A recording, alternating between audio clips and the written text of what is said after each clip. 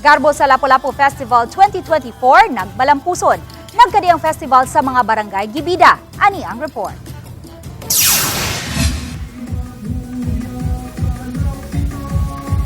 Sa 14 ka mga barangay nga misalmot sa unang Garbo sa Lapu-Lapu Festival, ang Pisi Festival sa Barangay Basak ang gideklarar nga grand champion sa ritual showdown. Dulan sa 500,000 pesos nga mga papremyo ang ilang nadawat, human ang hakot ug uban pang mga awards sama sa Best in Street Dancing, Best in Costume, Best in Choreography ug Best in Festival Jingle. Samtang ang Festival Queen sa Barangay Basak nga si Princess Samantha Maglungsod mausab ang nakoronahang Garbo sa Lapu-Lapu Festival Queen.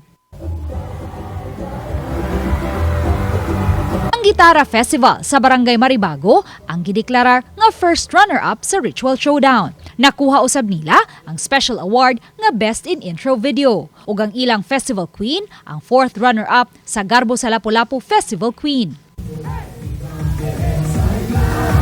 Kulit Festival sa Barangay Mactan ang napiling second runner-up sa Ritual Showdown ug second placer sa Street Dancing ug mao'y nakalangkat sa special award nga Best Tourism Video. Ug third runner-up ang ilang representante sa Festival Queen. Sa Pikasbahin, ang Baybay Festival sa Barangay Marigondon ang ilang third runner-up sa Ritual Showdown. First runner-up ang ilang representante sa Festival Queen.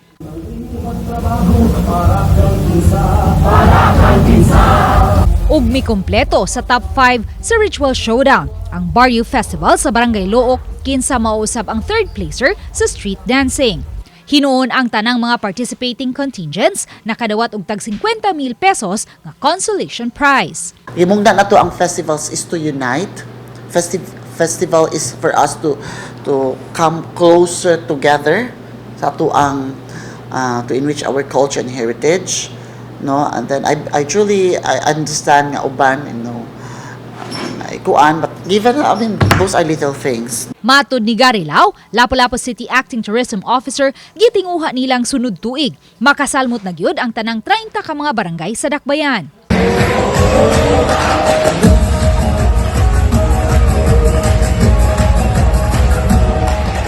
Uban ni Godfrey Rilien, Luan Merondina, Balitang Bisdak.